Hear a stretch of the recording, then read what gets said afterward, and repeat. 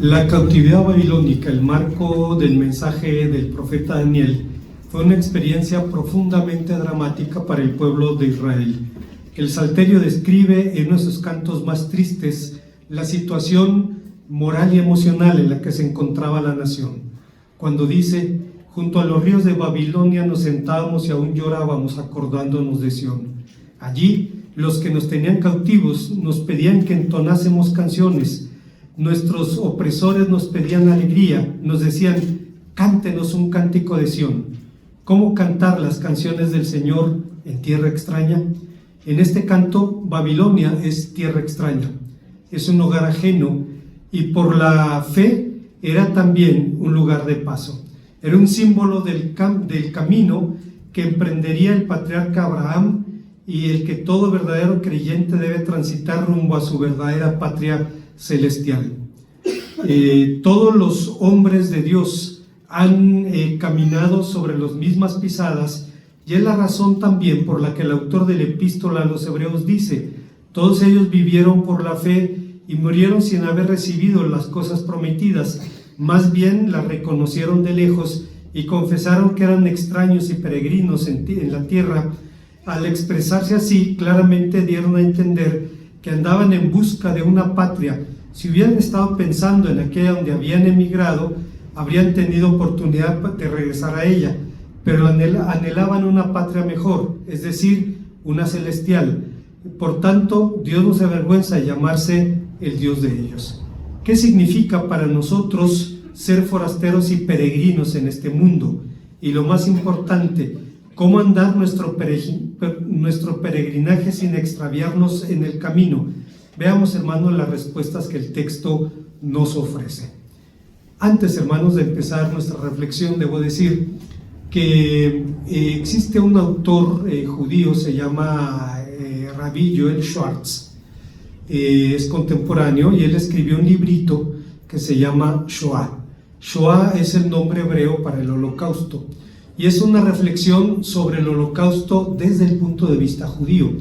Y me sorprendió la honestidad del hombre al reconocer varias cosas y al señalar algunas actitudes que claramente se ven en la palabra de Dios.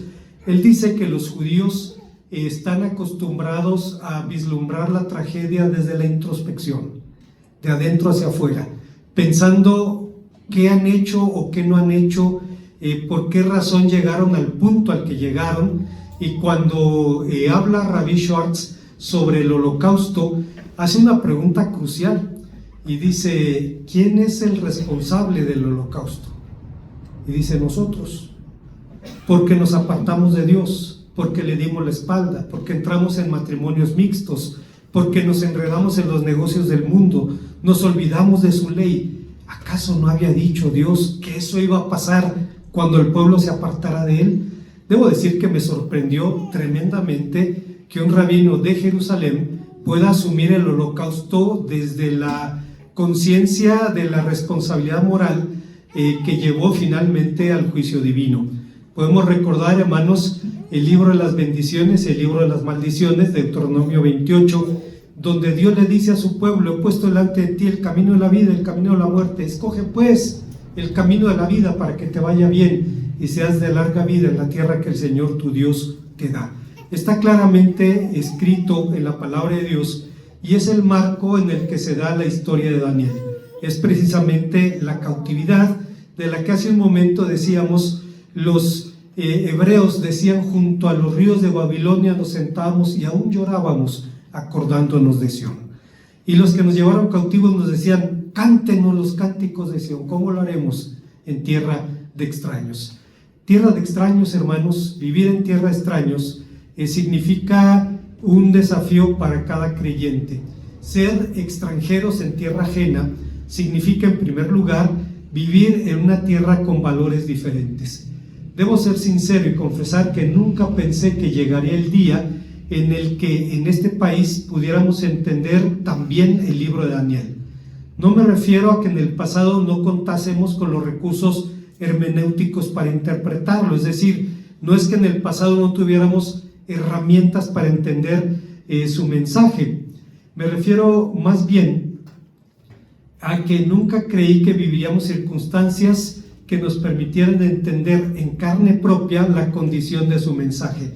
Lamentablemente, en los últimos años en México hemos aprendido de la peor manera posible lo que significa el secuestro, la violencia, el temor, la destrucción del tejido social y vivir bajo la amenaza militar de una superpotencia. Esto puede darnos una idea más clara de las circunstancias que rodearon los primeros años de Daniel, un adolescente judío que fue secuestrado y llevado a un mundo ajeno. La poderosa familia de Daniel, que pertenecía a la casa real, fue despojada de su rango, de sus bienes, de sus hijos, y esto después de la devastación del reino.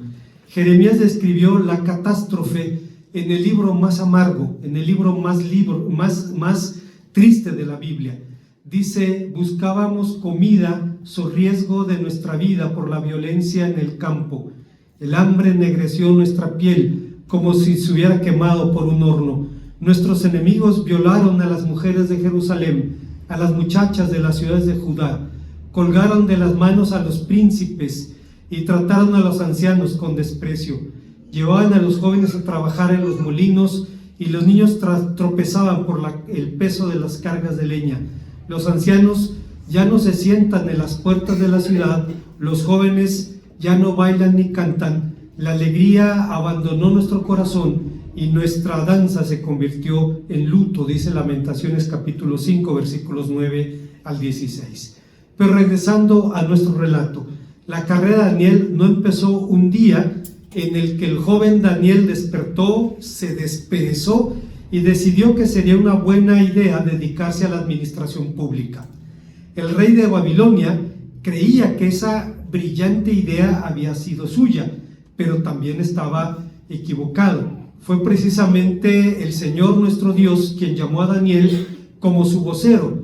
Como Jacob envió a Judá delante de sí a José para indicarle el camino a Gosén, dice Génesis 46, 28. Cuando Jacob supo que su hijo José venía, envió como su mensajero a su hijo Judá para que lo llevara de regreso a la casa del padre. El Señor envió un príncipe davídico para guiar a Israel en su andar por Babilonia, pero no sería una misión fácil, pues debemos recordar que en la palabra de Dios también se le llama a Babilonia, Babilonia la grande, la gran ramera, y de las abominaciones de la tierra. Además, desde los días de Daniel, Babilonia fue declinando gradualmente, siguió siendo un centro idolátrico hasta el tiempo del Nuevo Testamento. Babilonia y Torre de Babel se convirtieron entonces en símbolos de la decadencia humana y del juicio divino. Los babilonios eran politeístas, creían en muchos dioses, tenían millares de dioses, pero fuera de las expectativas de buena salud y éxito personal, no tenían una esperanza en la eternidad. El materialismo y la búsqueda de la satisfacción inmediata era uno de los valores supremos de su estilo de vida. Vivimos a 2500 años de distancia, pero el mundo actual comparte esos mismos valores. El mundo sigue hablando la lengua franca de los hijos de Babel, es decir, el materialismo, el individualismo, el hedonismo, el relativismo moral. El materialismo dice: ¿cuánto vales? ¿Cuánto tienes? En la cultura norteamericana se dice sin pudor: este hombre vale $200 millones. Es decir, vale por el dinero que tiene. O sea, no hay manera de disimular el materialismo. ¿Cuánto vales? ¿Cuánto tienes? El individualismo dice: lo más importante eres tú, no importa si para escalar tienes que pisar a otros. Y el hedonismo dice: el placer es la meta suprema de la vida, y ante la pregunta ¿esto es bueno o es malo?, el relativismo moral responde: es bueno si te sientes bien. Con semejantes antivalores, ¿cómo podemos esperar que los jóvenes de nuestro tiempo no sean proxémicos? Es decir, enfocados únicamente en su vida y en su entorno inmediato. Claro, los jóvenes no son responsables de los valores de su tiempo, pero pueden y deben decidir no abrazarlos. Pueden optar por la alternativa, pueden elegir valores trascendentales. El Señor Jesús dice que aunque estamos en el mundo, no pertenecemos a este mundo. El día de ayer estuvimos en la acción de gracias de Raquel Elizondo, la hija de Mayra Zamora, y pasábamos por una de las calles y veíamos que en una casa había unos 10, 15 jóvenes que estaban entrando a un lugar, todos con camisetas negras, aretes, peinados raros, y Jorge me dijo, no recuerdo qué nombre, me dijo, son los tales. Le digo, y mira, y para ser diferentes se visten toditos iguales. Entonces es absurdo. O sea, quiero ser diferente, pero todos andan igual. Así es, así funciona el mundo. Vivir en el mundo sin ser parte de él nunca ha sido fácil. Significa nadar contracorriente. Es ser virtualmente extraños e inadaptados en este mundo, y el mismo desafío debe vivir cada generación cristiana.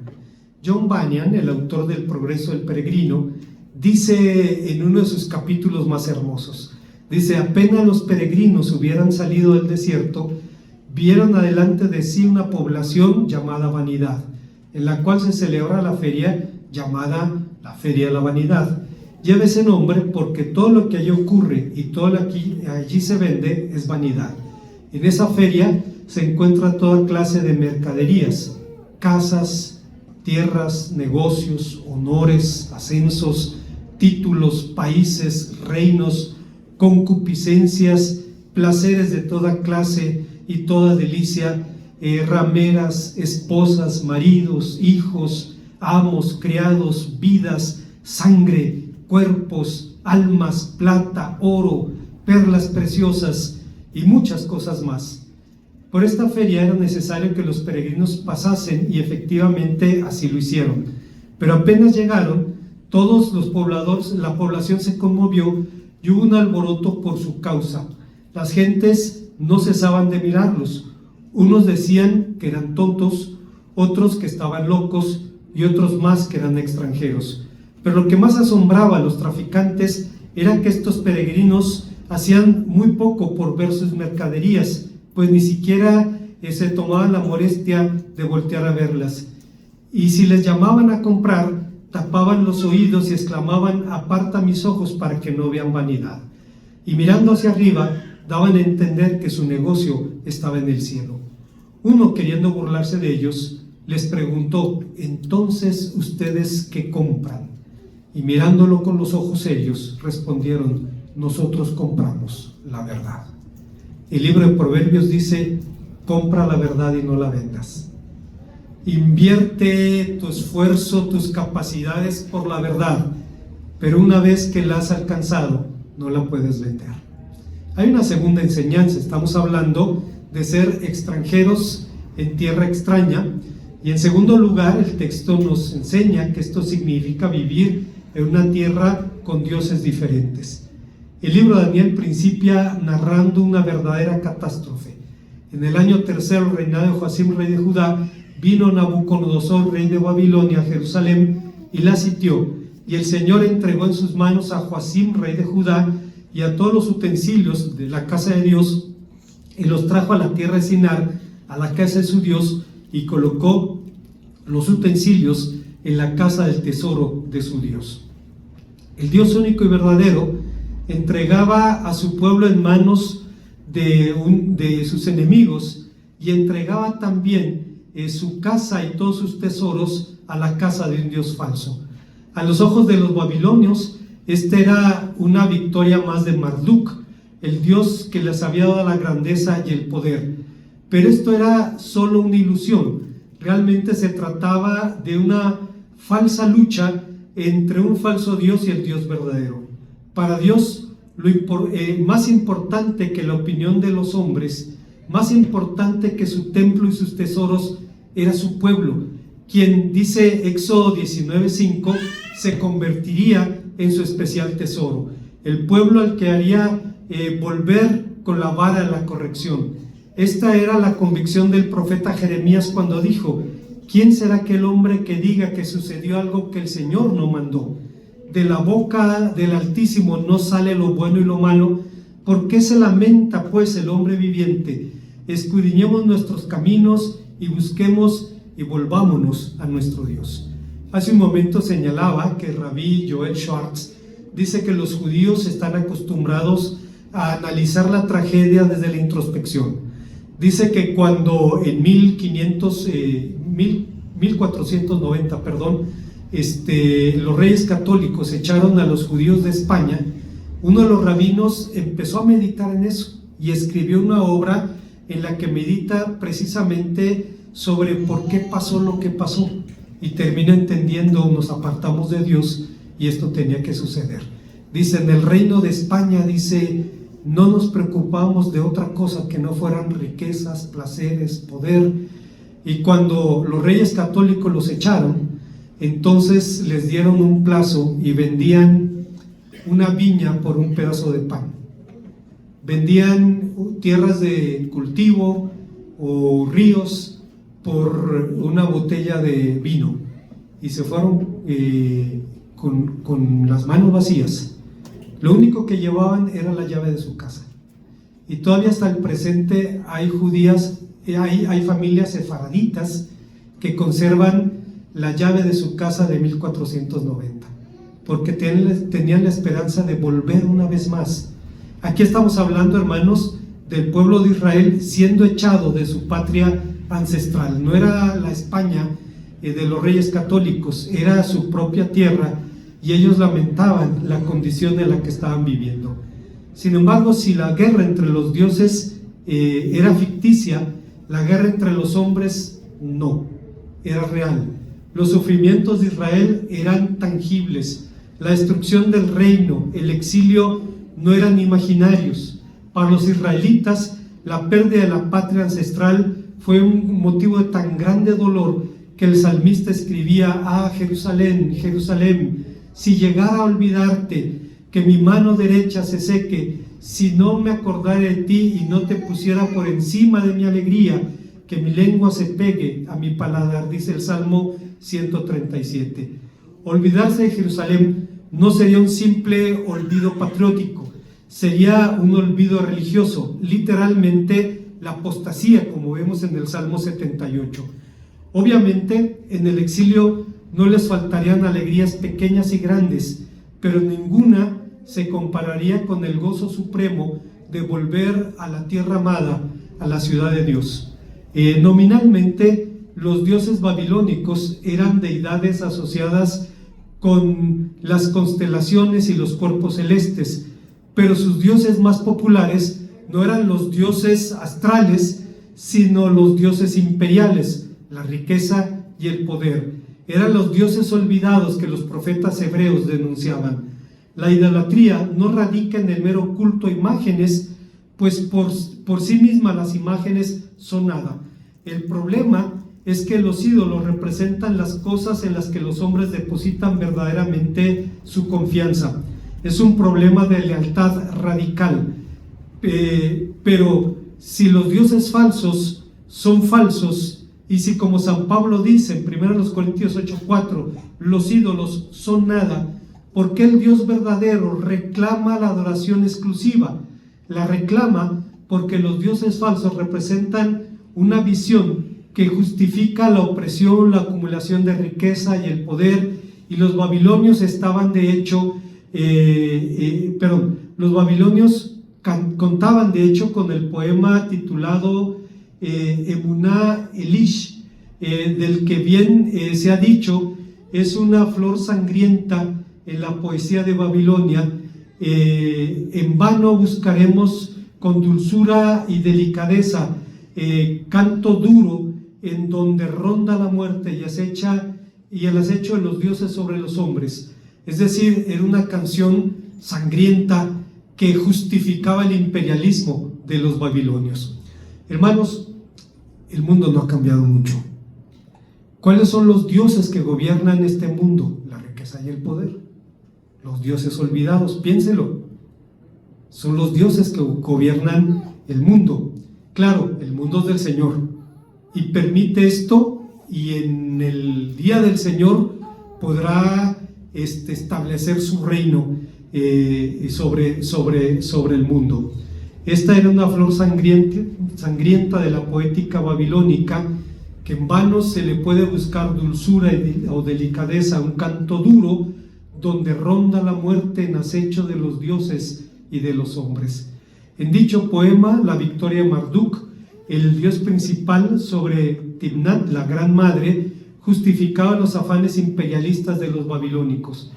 Si Marduk había vencido a la diosa del mar y de los restos de su cuerpo había creado el mundo, entonces los babilonios podían destruir el mundo y de lo que quedaba crear a uno a su imagen y a su semejanza. En ese sentido, ellos también creían en su destino manifiesto. Hermanos, sabemos que la cultura norteamericana se jacta de su origen evangélico. Fue una nación fundada por peregrinos que buscaban libertad, pero en los hechos reales buscaban su propia libertad, porque a los bautistas nos persiguieron cuando llegamos allí, en Rhode Island, nos persiguieron, es decir, buscaban la libertad de ellos. Y cuando crearon el mito del destino manifiesto, que Dios te ha creado para que seas cabeza y no cola, justificaban de esa manera su afán imperialista. Lamentablemente, hermanos, los imperios humanos son perecederos. Para bien o para mal, cuando los imperios caen, los que están allegados a ellos también. Así es que no podemos cantar victoria, porque si a ellos les da tos, a nosotros nos da pulmonía. Pero los imperios son así, tienen que nacer, crecer, multiplicarse y morir. Si esto, hermanos, lo pensaban los babilonios y decían: Marduk destruyó a la diosa del mar y con los restos de su cuerpo creó el mundo, entonces ellos podían crear un mundo a su imagen y a su semejanza sin avergonzarse de su lucro y de su codicia.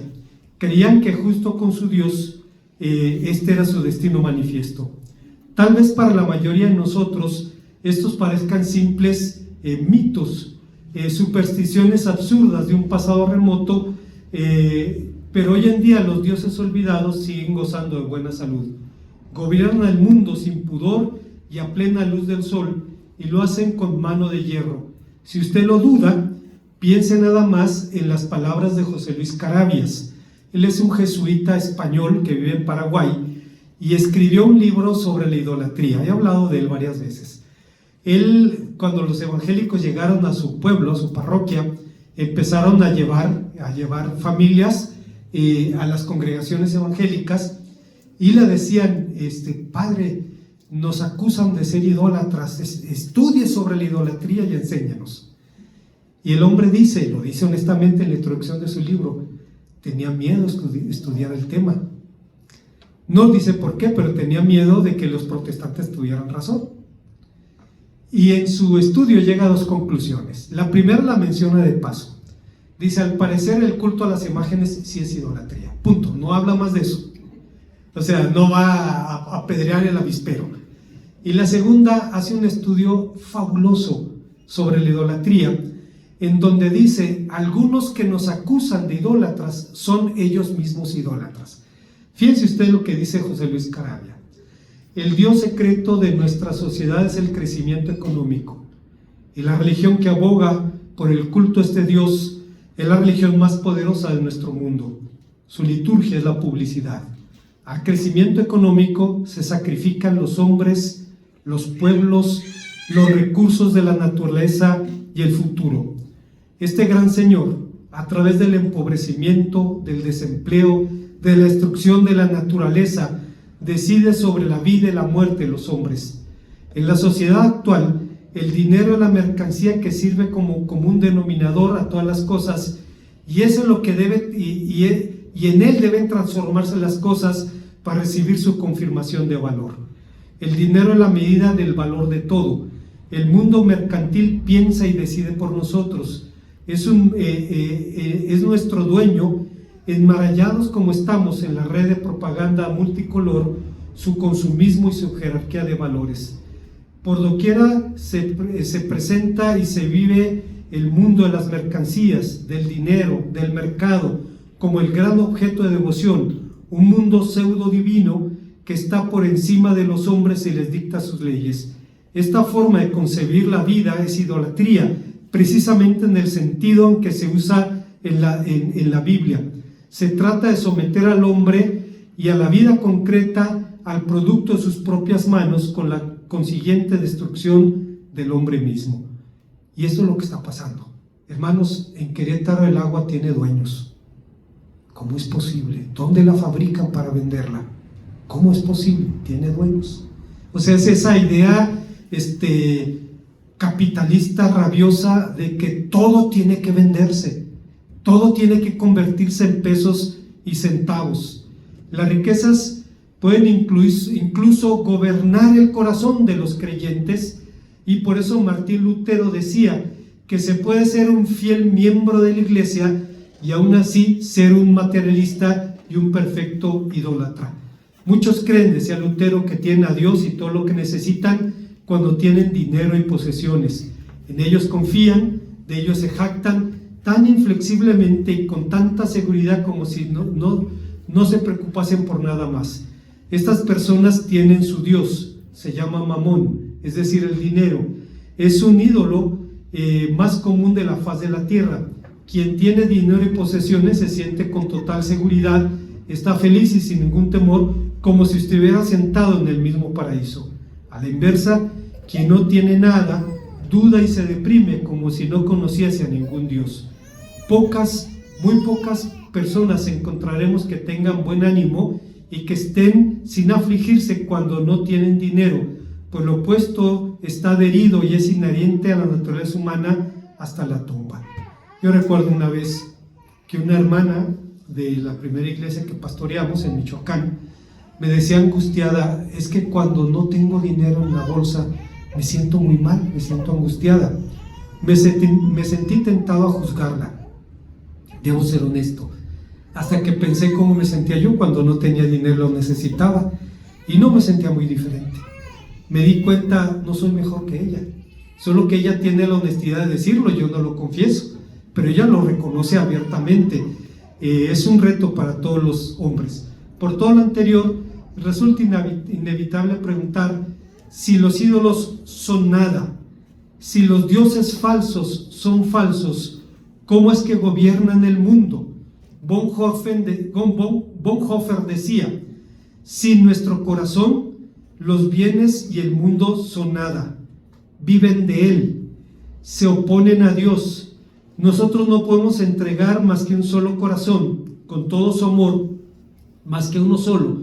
No podemos estar plenamente vinculados más que un solo Señor.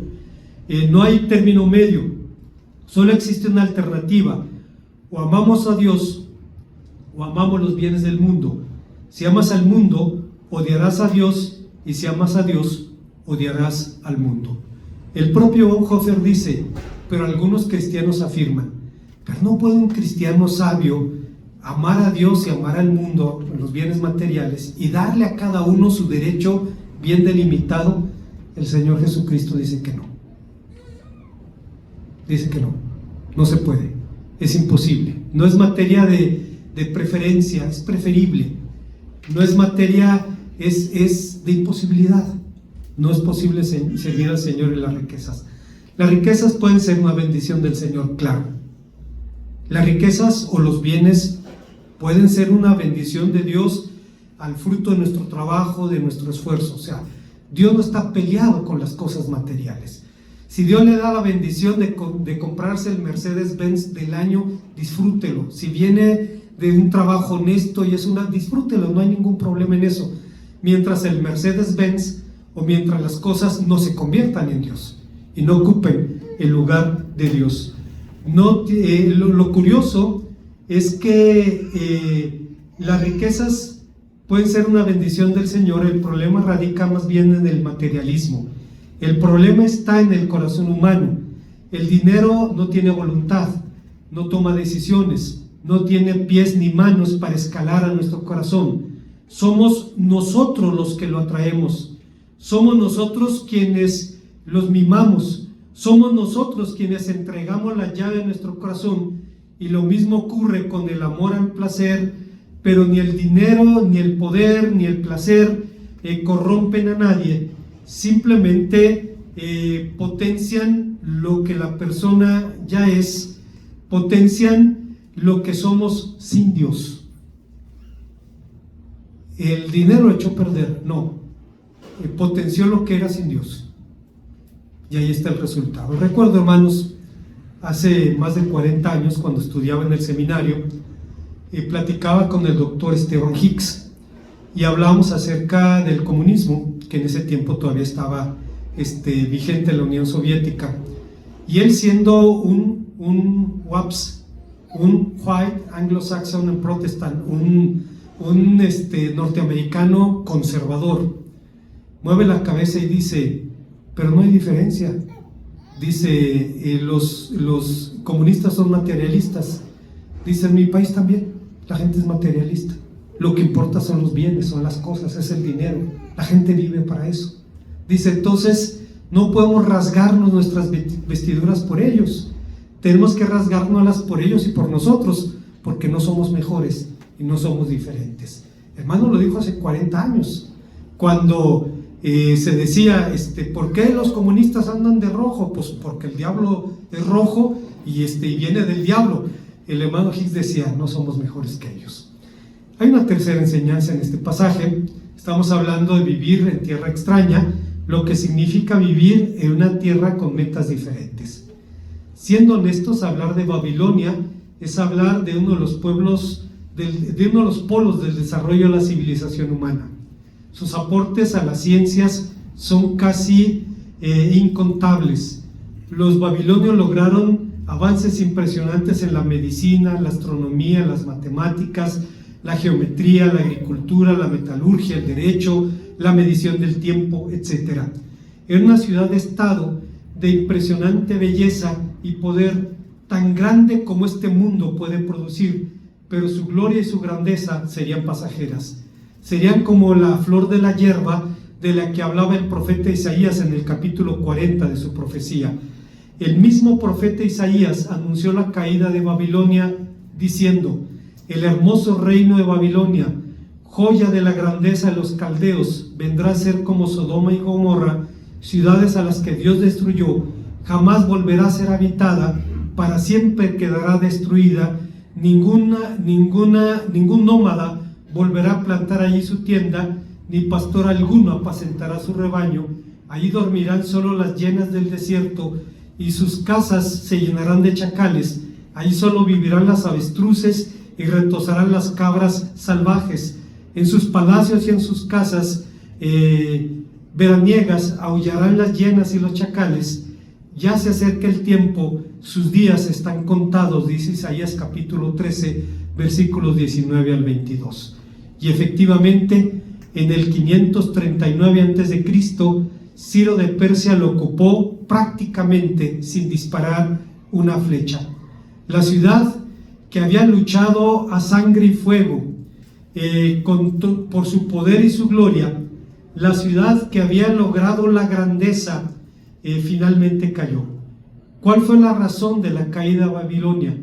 Seguramente parte de la respuesta se encuentra en el relato de Belsasar. Usted recordará Daniel capítulo 5. Belsasar, quien gobernaba en nombre de su padre, se encontraba en una escandalosa borrachera cuando la ciudad estaba al borde de la guerra civil. Los sacerdotes acusaban de herejía a Nabodino, su padre, por desplazar a Marduk, su dios principal, y dar lugar al dios Sin, dios de la luna. El mismo dios mitológico que llevó a Babilonia fue la causa de su caída. Finalmente, cuando la casta sacerdotal vio que la casa real había cambiado de Dios, le abrió las puertas de Babilonia a los persas, sin disparar una flecha. Hicieron un pacto con ellos: les dejamos tomar la ciudad si nos permiten recuperar el poder. Y el Dios que ellos creían les dio la grandeza, fue también la causa de su caída. Pasa lo mismo con los dioses falsos. El placer, el dinero, la fama, actúan exactamente de la misma manera.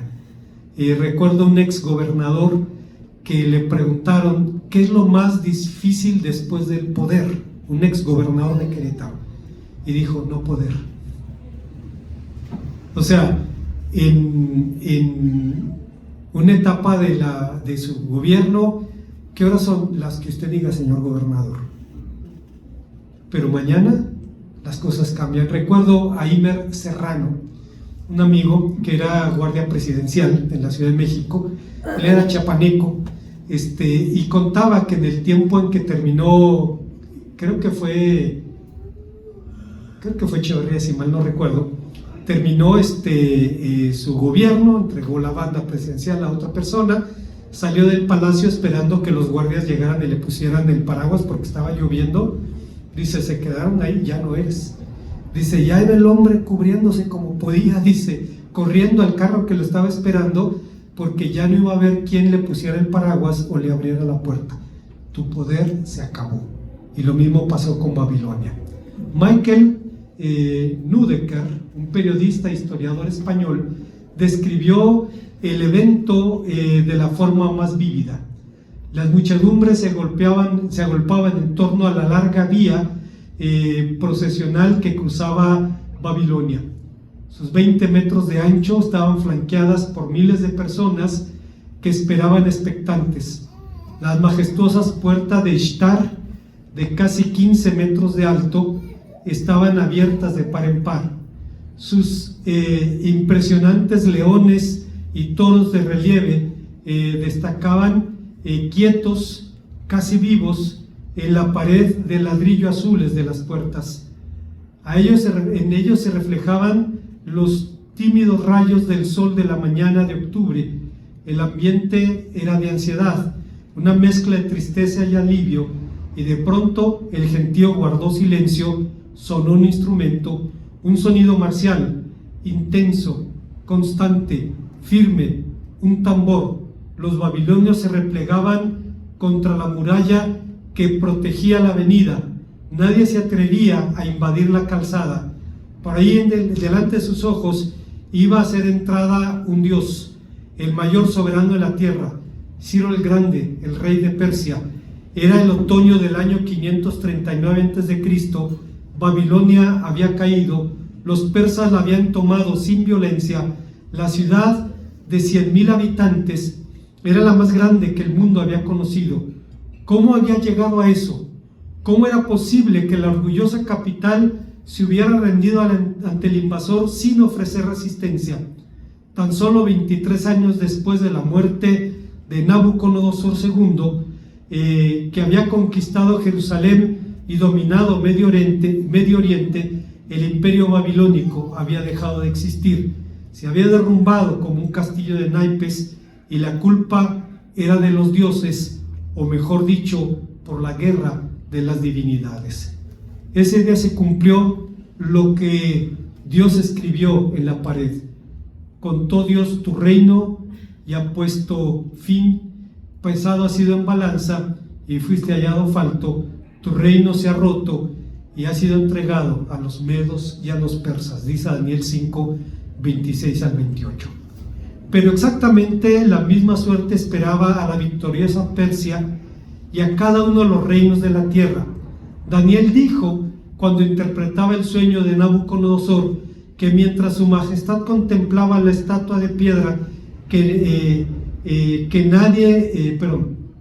una piedra que nadie arrojó, vino rodando, la golpeó en los pies y la estatua se vino abajo y todos los materiales se hicieron polvo, y enseguida vino un viento muy fuerte y los llevó como si fueran paja.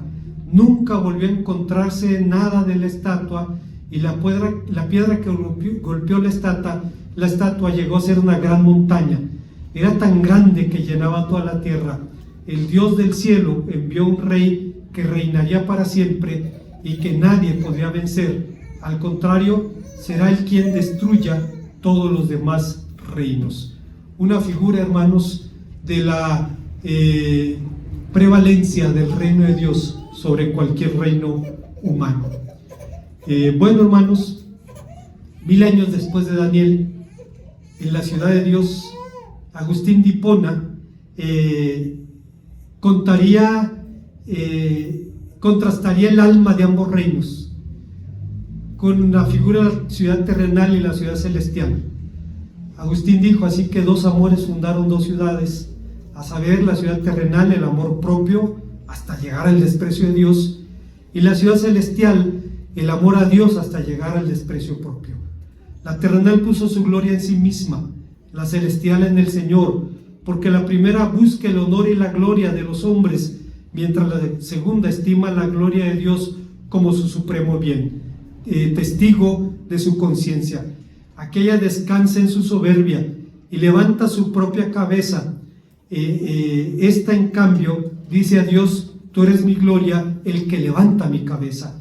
Aquella reina sobre los príncipes y las naciones a las que sujetó en su ambición de reinar. En este, en cambio, los unos a los otros se sirven con caridad. Como conclusión, a primera impresión, el libro de Daniel parece discreto en medio de los grandes profetas. De hecho, para los judíos, el libro de Daniel no es un libro profético. Se encuentra en la división de los escritos, en la tercera división de la Biblia hebrea, ley, profetas y escritos, donde están los salmos, proverbios, Daniel, Eclesiastés, Job, etc. Sin embargo, contiene un poderoso mensaje de esperanza. En pleno exilio, el profeta Jeremías escribió una carta a los cautivos animándolos a seguir con sus vidas, a casarse, a comprar, a vender, todo a la vista de la promesa del retorno de la cautividad. De hecho, el profeta dijo: orad por la paz de la ciudad, porque en su paz tendréis vuestra paz.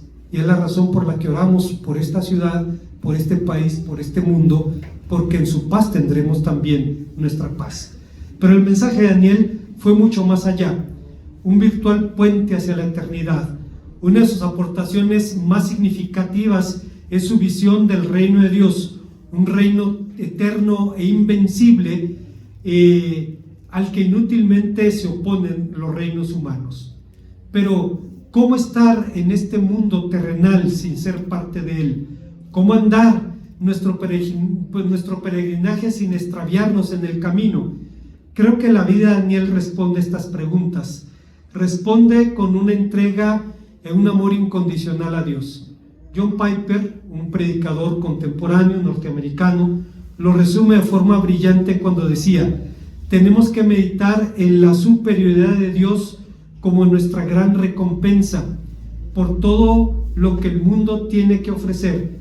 Si no lo hacemos, amaremos al mundo como el resto lo hace y viviremos como lo hacen los demás.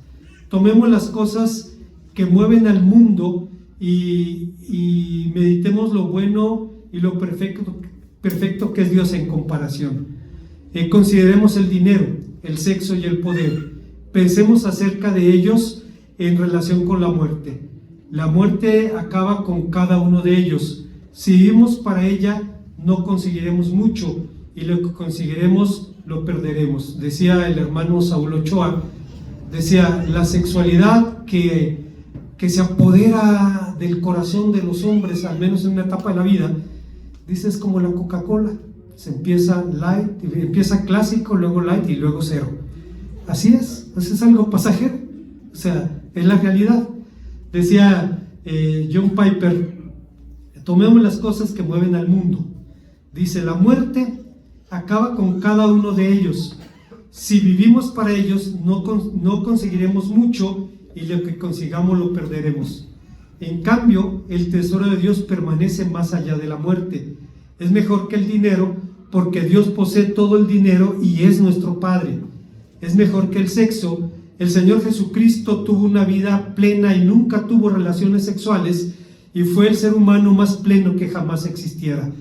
El sexo es una sombra, una imagen de una realidad más grande, de una relación y un placer que harán que el sexo parezca un postezo. La recompensa de Dios es mejor que el poder. No existe mayor poder humano que ser hijos del Dios Todopoderoso. Y así continuamos con la lista. Dios es mejor, más permanente que lo que el mundo puede ofrecer. No hay comparación, Dios gana siempre. La pregunta es la siguiente: ¿lo tenemos realmente Él? ¿Nos despertaremos del trance de este mundo estupefaciente para lograr y ver y regocijarnos y amarlo? Lo que John Piper está diciendo, en otras palabras, es que hay cosas que pueden obsesionar a los seres humanos, pero son perecederas. Somos pasajeros por este mundo, somos peregrinos en él.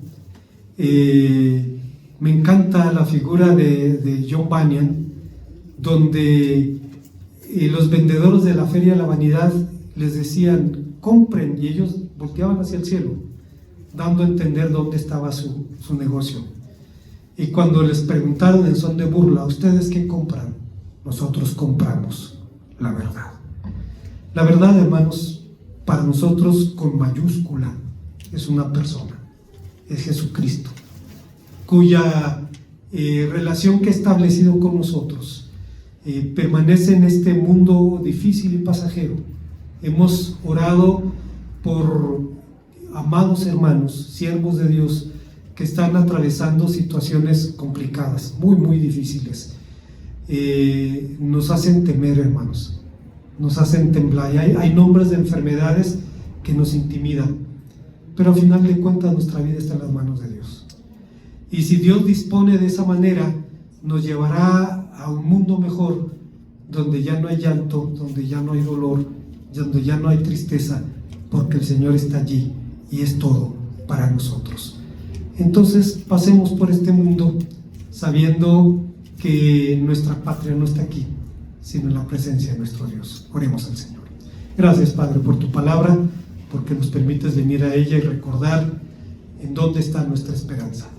Te bendecimos por esto, en Cristo Jesús. Amén.